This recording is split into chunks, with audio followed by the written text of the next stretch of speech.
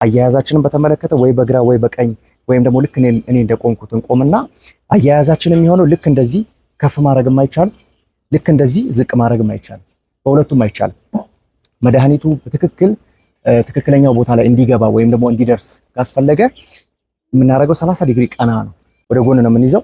አፋቸውን ከፍተን ምላሳቸውን አንይዝም። ስንይዝ ማለት ነው ልክም ለምሳሌ መስጠት የፈለኩት እኔ 10 የሚል ቢሆን ወይም ደግሞ 10 ሲሲ ቢሆን ልክ እንደዚህ አዘጋጃለሁ። ይሄንን የምናደርገው የአፋቸው ጥግ ላይ ግድግዳው ላይ ነው የምንይዘው ማለት ነው። ልክ ተመልከቱ፣ እንደዚህ አይሆንም። ተመልከቱ፣ እንደዚህ አይሆንም። ይሄንን በዚህ መልኩ ነው የምንይዘው ወደ ጎን ማለት ቀስ ብለን ነው።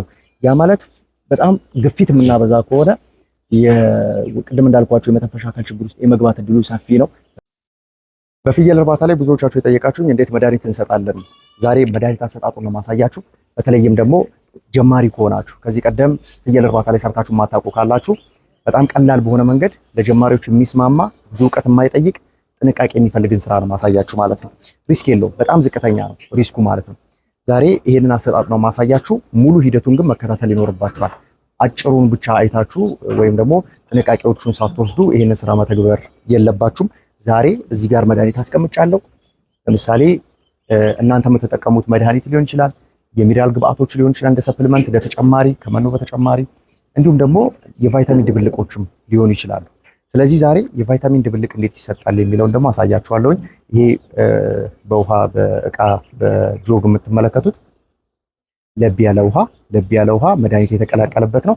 ይሄንን ነው የምንሰጠው። እንግዲህ ለፍየሎቻችን ይሄንን በምንሰጥበት ሰዓት ፍየሎቻችን ታመው ወይም ደግሞ በጣም አፋጣኝ ምላሽ በኢንጀክሽን ሊመለሱ ወይም ደግሞ በአይቪ ሊመለሱ የሚችሉ አይነት በሽታዎችን አይደለም እያልኩ ያለሁት። ለምሳሌ ከገበያ ገዝታችሁ በምትመጡበት ሰዓት በከፍተኛ ሁኔታ ኤሌክትሮላይት ያስፈልጋቸዋል፣ እንዲሁም ደግሞ መልቲ ቫይታሚኖች ያስፈልጓቸዋል። እሱን እንዴት እንሰጣለን የሚለውን ነው ዛሬ ማሳያችሁ ማለት ነው። ስለዚህ የምንጠቀመው ስሪንጅ ይሄ ነው። የምንጠቀመው ስሪንጅ ይሄ ነው። ባለ 20 ሲጠቀምኩ ያለሁት በነገራችን ላይ ለምሳሌ እንደነዚህ አይነት ፍየሎች ላይ እንደነዚህ አይነት አሁን አደልት የሚባሉ አይነት ፍየሎች ናቸው። እንግዲህ እድሜያቸው ከ8 ወር በላይ የሆኑ አይነት ፍየሎች ማለት ነው። ስለዚህ ለነሱ የምንሰጣቸው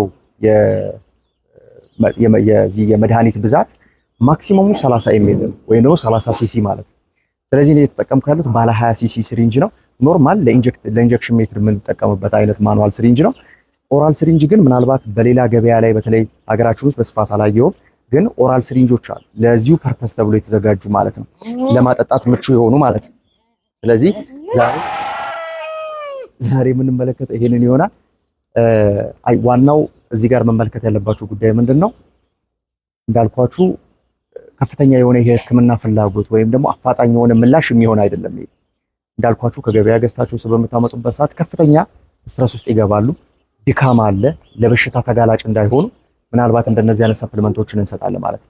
ይሄ ከጀማሪ የፍየል አርቢ በጣም የሚጠበቅ ነው ወይም ደግሞ እጅግ አስፈላጊ ከሚባሉት ውስጥ የሚጠቀስ ነው። ስለዚህ ከዚህ ጋር ተያይዞ ዛሬ ቀስ ብሎ የሚሰራ እጅግ በጣም አስፈላጊ በቀላል መልኩ ሊሰራ የሚችል አይነቱን የዚህን አሰጣጥ አስመለክታችኋለሁ ማለት ነው። ስለዚህ በዚህ መልኩ መጀመሪያ አያያዛችን ይሆናል። ልክ እንደኔ አይነት አቋቋም አይታችሁ ከሆነ አቋቋሜን እንደምትመለከቱት ወይ በዚህኛው ወይ በግራ ወይ በቀኝ ነው መቆም የሚቻለው ይሄንን መድኃኒት ለመስጠት ማለት ነው። አሰጣጣችን የሚሆነው ያ ማለት ቀጥታ የመተንፈሻ አካል ችግር ውስጥ ወይ የመተንፈሻ አካል ውስጥ እንዳይገባ ወደ ሳምባ እርጥበት እንዳይገባ ነው ዋነኛ አስፈላጊ የሚሆነው። አያያዛችንን በተመለከተ ወይ በግራ ወይ በቀኝ ወይም ደግሞ ልክ እኔ እንደቆምኩት እንቆምና አያያዛችን የሚሆነው ልክ እንደዚህ ከፍ ማድረግም አይቻልም፣ ልክ እንደዚህ ዝቅ ማድረግም አይቻልም፣ በሁለቱም አይቻልም። መድኃኒቱ ትክክለኛው ቦታ ላይ እንዲገባ ወይም ደግሞ እንዲደርስ ካስፈለገ የምናደርገው 30 ዲግሪ ቀና ነው። ተመልከቱ፣ ልክ እንደዚህ ብቻ ነው ቀና የምናደርገው። ይሄ ቀጥታ ወደ ሳምባው ውስጥ እርጥበት እንዳይገባ ያደርጋል። ያ ማለት እንግዲህ አሁን የምነግራችሁ አይነት በጣም ሪስክ ያለው ጉዳይ ምንድነው? አያያዛችን በጣም ከፍ ባለ ቁጥር ቀጥታ ወደ ሳምባ የመግባት እድሉ በጣም ሰፊ ነው፣ ወይም ደግሞ የመተንፈሻ አካል ውስጥ የመግባት እድሉ በጣም ሰፊ ነው። ስለዚህ አያያዛችን ልክ እንደዚህም አይሆንም መጠነኛ የሆነ ከፍታ ይኖረዋል ማለት ነው። በጣም ስትረስ ውስጥ ትወድቃለች። በአጭር ጊዜ ውስጥ ልትሞት የምትችልበት ሁኔታ አለ። ስለዚህ ወደ ጎን ይኸው እንደዚህ ከተሰጣት በኋላ የማስነጠስ በአፍንጫና በአፍ ፈሳሽ ማምጣት፣ አረፋ መሞላት መውደቅ፣ መቆም አለመቻል ነገሮች ሊመጡ ይችላል። ስለዚህ ይኸው እንደዚህ ቀስ ብላ እየዋጠች ነው የምትመለከቱት። ይኸው ምንም አይነት ችግር የለም። እስካሁን ማስነጠስ የለም፣ ማሳል የለም። ተመልከቱ። ሰላማዊ በሆነ ሁኔታ ሰጥተናል ማለት ነው። ተመልከቱ። ብንለቃት ለቀን እንመለከታለን። ኖርማል ነው ያለችው። አሁን 10 ኤምኤል ወስዳለች።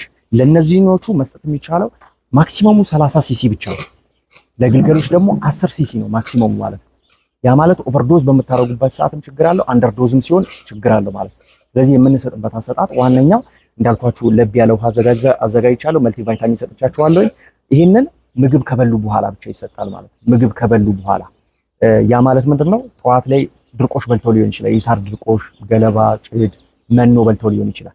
ከዛ በኋላ ነው ይሄንን የምንሰጠው። በባዶ ሆድ እንግዲህ የዚህ የሩመን ድንጋጤ ወይም ደግሞ የመኮማተር አይነት ነገር ለሌላ አይነት ችግር ሊዳርጋችሁ የሚችልበት ሁኔታ አለና ሁልጊዜ ከበሉ በኋላ ይሄ ይሰጣል ማለት ነው። እንደነገርኳችሁ ግን ከዚህ በተጨማሪ ምናልባት ሌላ አይነት ችግርን በዚህ አይነት ጉዳይ አድናለሁ የሚል ነገር የለም። በቫይታሚን የሚድኑ ይሄ ተጨማሪ በተለይ እድገት ለማፋጠን ሊሆን ይችላል፣ ከስትረስ ነፃ ለማድረግ አመጋገብን ለማሻሻል ሊሆን ይችላል፣ ፕሮዳክቲቪቲን ለመጨመር ሊሆን ይችላል። እነዚህ ነገሮች ቀለል ያሉ ነገሮች በዚህ የሚፈቱ ናቸው። በነገራችን ላይ ለምሳሌ ከፍተኛ ህመም ውስጥ አሉ ብለን የምናስብ ከሆነ ከፍተኛ ህመም ውስጥ አሉ አፋጣኝ የሆነ ነገር ይፈልጋሉ ካልን ምናልባት ወይ አይቪ ነው የምንጠቀመው፣ አይቪ ሜትር ነው፣ ወይም ደግሞ በዚህ በኢንትራመስኩላር ወይም በጡንቻ ነው የምንጠቀመው ማለት ነው ለአፋጣኝ። ይሄ በጣም ቀስ ብሎ የሚሰራ አይነት ጉዳይ ነው። ምናልባት ደጋግማችሁ ልትሰጡ 2ም 3ም ቀን 4ም ቀን ልትሰጡ የምትችሉበት ሁኔታ አለ። ምናልባት እጥረት አለ፣ ዲፊሸንሲ አለ ተብሎ ከታሰበ ማለት ነው። ስለዚህ ይሄ ወዲያው እዚህ ጋር የታመመች አይነት ፍየል ሰጥተው ወዲያው ልትድን የምትችልበት አይነት ሁኔታ አይደለም። ስለዚህ አሰጣጣችን ግን በጣም ወሳኝነት አለው እንዳልኳችሁ። በተለይ ደግሞ ከአያያዝ ጋር ተያይዞ ቅድም እንዳልኳችሁ በአያያዛችን ልክ እንዲህ መስጠት አይቻልም። ለምሳሌ 10 ሲሲ ይቀረናል፣ 20 ማክሲመሙን እንጠቀም።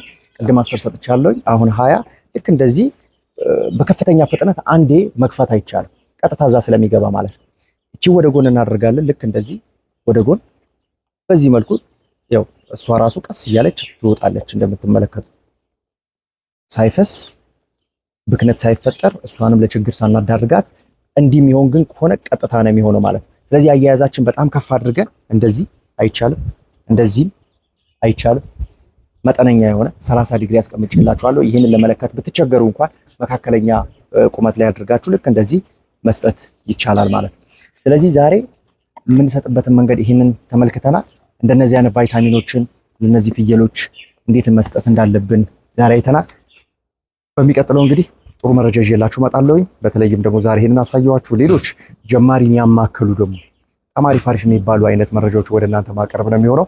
እናንተ በቤታችሁ 5ም 10ም ፍየል ቢኖራችሁ በአግባቡ እንድትይዟቸው፣ በዘመናዊ መንገድ እንድትይዟቸው፣ ለትንሹም ለትልቁም ባለሙያ የሌለባቸው። ለምሳሌ እኔ ጋር ከመጡ አይነት ሰልጣኞች ብዙ ጊዜ የምጠየቀው ባለሙያ አላገኘም፣ እንዴት አድርጌ ላርባቸው፣ ችግር ቢገጥመኝስ? ደግሞ ምናልባት በዚህ አሁን እንግዲህ 3 ዙር ጨርሰናል።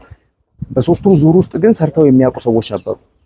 እንደውም በቁጥር በዛ ያሉ ማለት ነው። ከጀማሪዎች እኩል በሚባል ደረጃ ከዚህ ቀደም የሞከሩም ሰዎች አሉና የነዚህ ሰዎች ዋነኛ ጥያቄያቸው የነበረው ምንድነው? እኔ ወጣ ያለበት አካባቢ ነው የምሰራው፣ ባለሙያ ባላገኝስ እንዴት ነው ማደርገው? እስቲ በጣም ለኢመርጀንሲ የሚጠቅሙ አይነት መድኃኒቶችን ብትነግረኝ፣ ወይም ደግሞ እንዴት አድርጌ ልንከባከባቸው፣ በሽታውን እንዴት ልከላከለው፣ ቢያንስ ባለሙያ ጠርቼ እንኳን እስኪመጣልኝ ድረስ ባለው ምን አይነት ስራዎች ከኔ ይጠበቃሉ የሚለውን አንድ ስቴፕ ይሄንን አሳይቻችኋለሁ። እርግጥ ለኢመርጀንሲ የሚሆኑ ወይም ደግሞ በጣም ታመው መድኃኒት የሚፈልጉ ሕክምናን የሚፈልጉን አይደለም ዛሬ የተመለከትነው። እንደምትመለከቱት እንግዲህ ካሉን የአሰጣጥ ሜቶዶች ውስጥ በጣም ደካማና ጊዜ የሚጠይቀው አሰጣጥ አሁን ያየነው አሰጣጥ ነው። በመርፌ ቢሆን በቆዳ ቢሆን የተሻለ የመስራት እድላቸው በጣም ከፍተኛ ነው። ስለዚህ ከዚህ ጋር ተያይዞ ዛሬ ይህችን አይተናል። ኦራል ሜቶዱን ተመልክተናል። በመጠጥ ውሃ የሚሰጠውን አይነት ክትባት ተመልክተናል። ይቅርታ ክትባት አልኩኝ። የዚህ መድኃኒት የቫይታሚን አሰጣጥ ተመልክተናል። ቀጣይ ደግሞ መድኃኒቶችን እንዴት እንሰጣለን የሚለው በጣም ለጀማሪ በጣም አስፈላጊ ናቸው። ይህንን ማወቅ አለበት ብዬ የማስቀምጣቸውን የክትባት አሰጣጥ ሊሆን ይችላል። የራሳችሁ ፍየሎች የራሳችሁ እንክብካቤ እንድታደርጉ ስራው ላይ እስካላችሁ ድረስ እናንተ የሆነ ነገር እስካልሞከራችሁ ድረስ የሚመጣ አንዳችም ነገር ስለሌለ ይህንን ከግምት ውስጥ ማስገባት ያስፈልጋል። ከአመጋገብ ጋር ተያይዞ ፍየሎች ጋር እንዴት መያዝ እንዳለብን ፋይናንሻል ነገሮችን እንመለከታለን። በቀጣይ እስክንገናኝ ሰላም።